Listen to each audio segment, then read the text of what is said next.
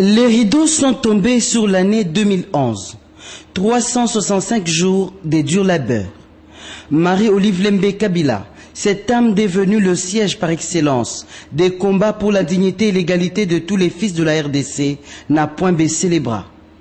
Elle est restée proche de tous ces corps sans visage, des anonymes que la force de la misère a rendu quasiment invisibles, qu'il est donné de rencontrer sur les bords de nos routes, main tendue vers d'improbables donateurs.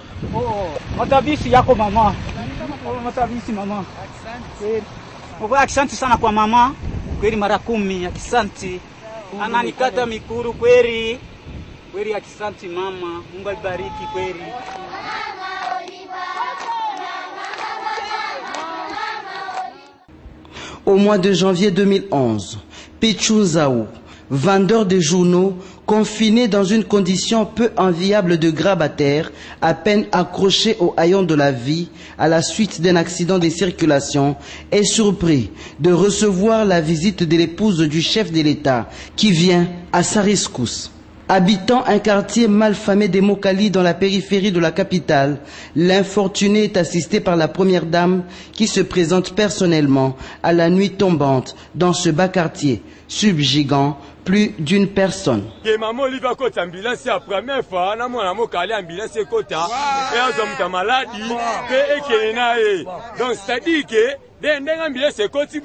C'est-à-dire qu'ambulance et bana kota kaka de façon à quelque de télévision. Dans la CP ma casa bispe bana mai, azabe ko CP la pona mère Nzambe toujours abana o baki.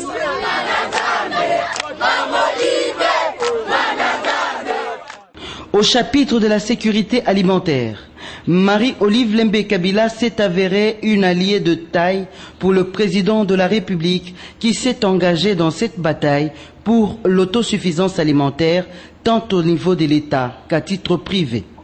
C'est à ce dernier titre qu'il entretient un vaste projet agro-pastoral dans l'interland de la capitale Kinshasa. Au mois de février 2011, la première dame de la République ouvre les portes de la ferme Espoir à la presse pour assister à la récolte du manioc. Une opération qui se passe sous sa direction. Loin de son piédestal de première dame, dans une démarche pédagogique, Marie-Olive Lembe Kabila revêt cette peau de paysanne pour combattre la faim qui assaille à petit feu la planète.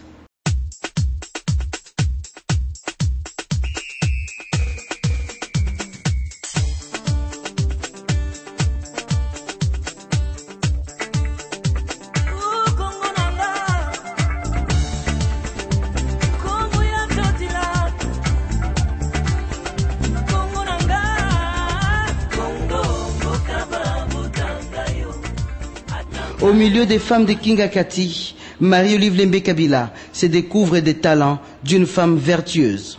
Elle met la main à la pâte. La paresse n'est pas son apanage. Elle n'a pas peur de se salir. Le plus important est l'atteinte de l'objectif visé, proposer l'émulation et la passion pour le travail de la terre afin de mettre à l'abri l'avenir alimentaire de tout un peuple. Tolobaka était, il faut tout ça la lutte contre la famine. Kasi lutte contre famine ngo tokosala ngo kaka na maloba na télévision.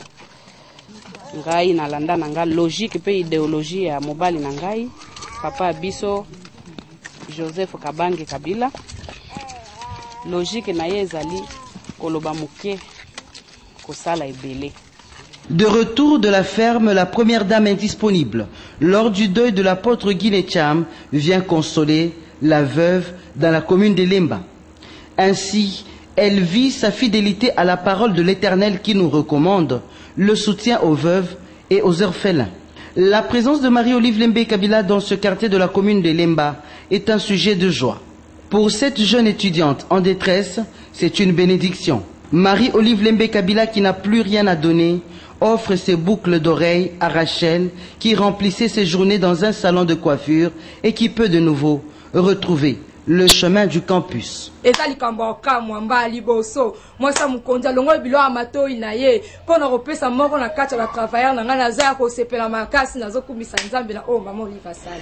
Le mois de mars consacré à la femme a toujours été un espace de réflexion et d'échanges profondes sur l'amélioration des conditions sociales de la gente féminine.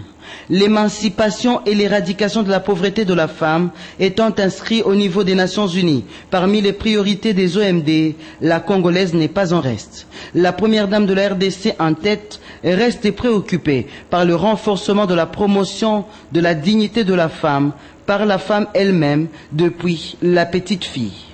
Sur la place du cinquantenaire, Marie-Olive Lembe Kabila préside le grand défilé du 8 mars 2011 à Kinshasa.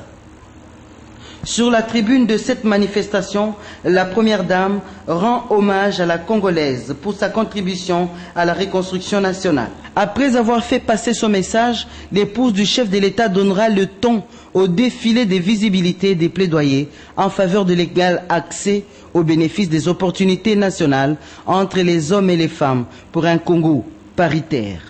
Les défilés terminés, Marie-Olive Lembe Kabila se rend à Bandalungwa et va à la rencontre de toutes ces femmes qui n'ont pas su atteindre la place du cinquantenaire pour célébrer cette grande journée. C'est au bloc des Bandal qu'elle poursuit à bâton rompu cette campagne pour la parité autour d'un verre et des cabris.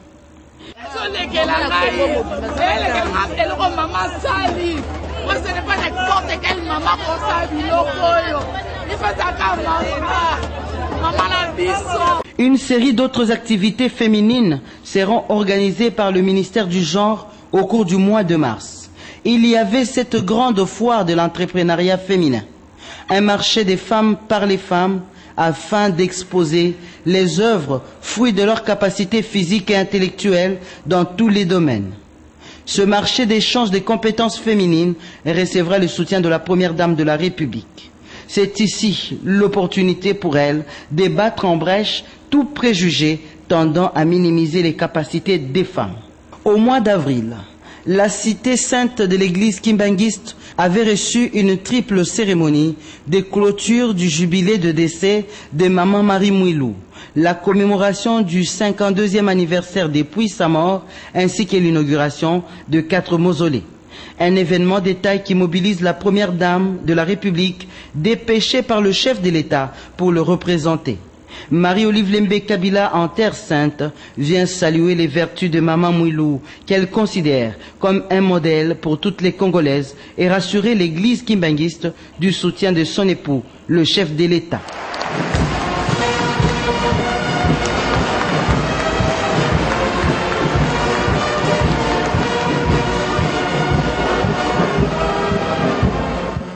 Après les kimbanguistes, Marie-Olive Lembe Kabila élargit son élan de solidarité envers l'Église par une visite surprise à la résidence du père spirituel de la communauté Bima.